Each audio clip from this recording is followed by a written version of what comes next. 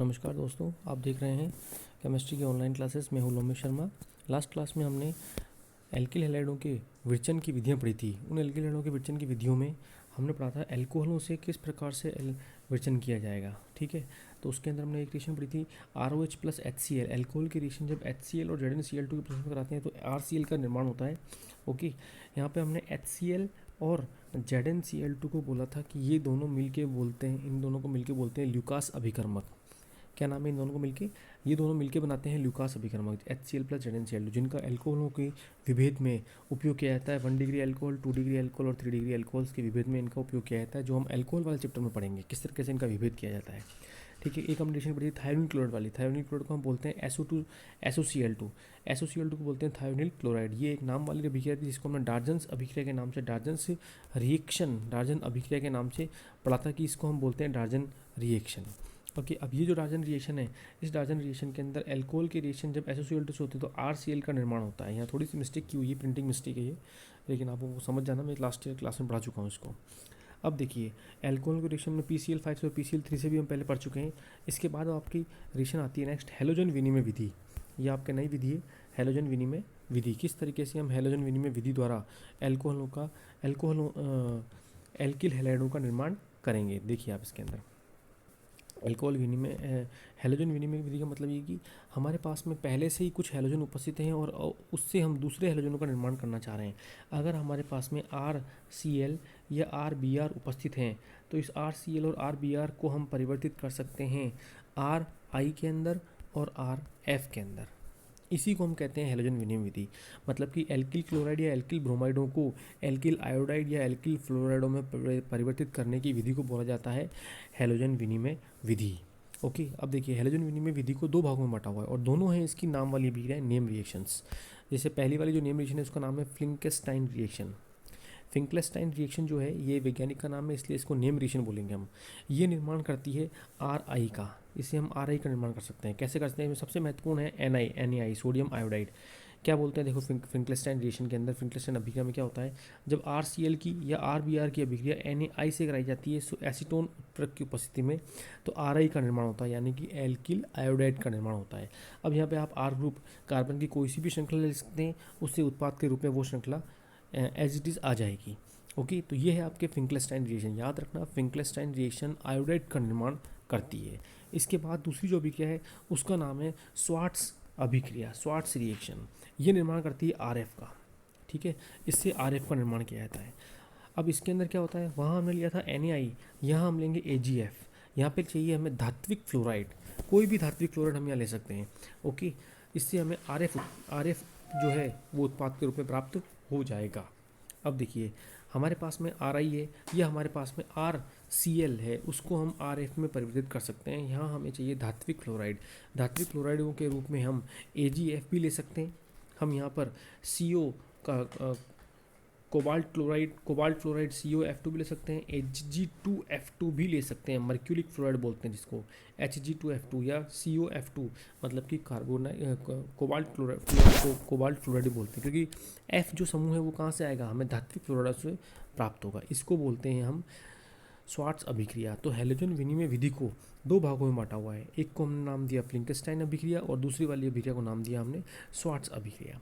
इसके बाद जो अभिक्रिया आती है उसका भी नेम रिएक्शन है, वो भी एक नाम वाली अभिक्रिया जिसका नाम है हुंस-डीकर अभिक्रिया। यहाँ पे शामिल की हुई है, ये भी एक नेम रिएक्शन है। मैं आपको बता दूँ, आपके पूरे कोर्स के अंदर 4 चैप्टर्स में 48 नेम रिएक्शंस, नाम वाली अभिक्रियाएँ आएंगी, जिन्हें आपको अच्छी तरीके से कंठस्थ करना पड़ेगा, क्योंकि परीक्षा में ये नाम वाली अभिक्रियाएँ बहुत इंपॉर्टेंट पूछी जाती हैं, डायरेक्ट पूछी जाती हैं परीक्षाओं में, जिससे हम हमारे अधिक से अधिक अंक प्राप्त कर सकें। देखिए, हुंस-डीकर अभिक्रिया में क्या होता है। हुंस-डीकर जो अभिक्रिया यहाँ लिखा हुआ है, मोनोकार्बोक्सिलिक अम्लों के सिल्वर लवण की अभिक्रिया। अब देखिए, मोनोकार्बोक्सिलिक लवण का सिल्वर लवण क्या होता है। सिल्वर लवण, कार्बोक्सिलिक का मतलब होता है जिसके अंदर COO समूह उपस्थित हो। जैसे अगर CH3COOH हो तो CH3COOH का हम क्या बोलते हैं, एसिटिक अम्ल बोलते हैं। अब मैंने क्या किया, इस H को हटा के और यहाँ पर लगा दिया सिल्वर समूह, मतलब कि Ag, CH3COOAg। ये बन गया आपका क्या, मोनोकार्बोक्सिलिक अम्लों का सिल्वर लवण।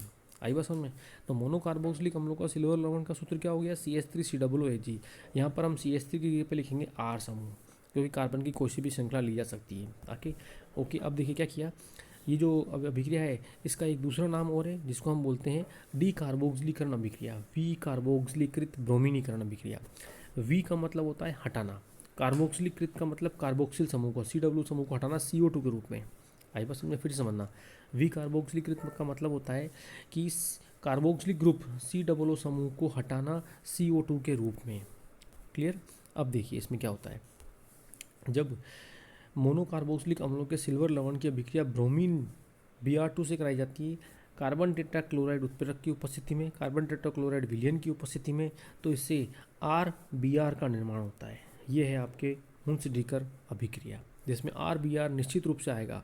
यहाँ हम Br के स्थान पर कोई दूसरा हैलोजन नहीं ले सकते हैं, यहाँ हमें RBr ही लेना पड़ेगा, जिससे हमें प्राप्त होगा RBr।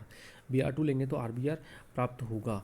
कार्बन डाइऑक्साइड गैस और AgBr अतिरिक्त हैं, इनको हमें ध्यान नहीं देना है। हमारे लिए महत्वपूर्ण यौगिक है यहाँ पर RBr, ये हमें प्राप्त होगा। आई बस समझ में। इसे हम बोलते हैं, दो नाम है इसके। इसका जो मुख्य नाम है वो तो है इसका हुंसडीकर अभिक्रिया, इसको हुंसडीकर अभिक्रिया कहते हैं, और इसकी क्रिया के अनुसार इसको बोलते हैं वी कार्बोक्सिलीकृत ब्रोमीनीकरण अभिक्रिया। ठीक है। अब आपकी आती है नेक्स्ट अभिक्रिया, प्राथमिक एमिनो से क्रिया। देखिए प्राथमिक एमिनो का मतलब क्या होता है। एमिनो का मतलब होता है जिसमें NH2 समूह आता हो, NH2 समूह, ये होते हैं एमीन।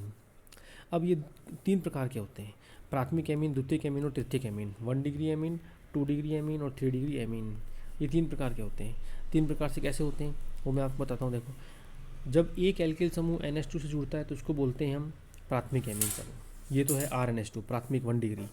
जब 2 R समूह जुड़े होते हैं, R और R, ये जुड़ते हैं NH के साथ में, एक हाइड्रोजन तो हटाना पड़ेगा ना हमको एक R जोड़ने के लिए, तो ये है 2 डिग्री एमाइन। मतलब कि नाइट्रोजन से कितने R समूह या कार्बन की श्रृंखला जुड़ी हुई है, कितने कार्बन जुड़े हुए हैं, उस आधार पर इसे प्राथमिक, द्वितीयक और तृतीयक कहते हैं। ओके, अगर 3 जुड़ जाएंगे तो वो हो जाएगा आपके तृतीयक एमीन। हमें यहाँ क्या लेना है काम में, प्राथमिक एमीन काम में लेना है, प्राथमिक एमीन। अब देखिए प्राथमिक एमीन का मतलब क्या हो गया, RNH2, ये हो गया प्राथमिक एमीन। क्या लिखा हुआ देखो आप यहाँ पे, प्राथमिक एमिनो की नाइट्रोसिल क्लोराइड, जिसका दूसरा नाम है टिल्डेन अभिकर्मक से क्रिया कराने पर एल्किल क्लोराइड मतलब कि RX प्राप्त हो जाएगा आपको। अब एक नई चीज़ आपको सीखने को मिल रही है, जिसका नाम आपको यहाँ पे क्या देखने को मिल रहा है, नई चीज़ आपको सीखने को मिल रही है, उसको हम बोलेंगे यहाँ पर टिल्डेन अभिकर्मक। ये है टिल्डेन अभिकर्मक। टिल्डेन अभिकर्मक होता क्या है, देखिए आप, इसका रासायनिक नाम है नाइट्रोसिल क्लोराइड। ओके, टिल्डेन अभिकर्मक बहुत महत्वपूर्ण अभिकर्मक है।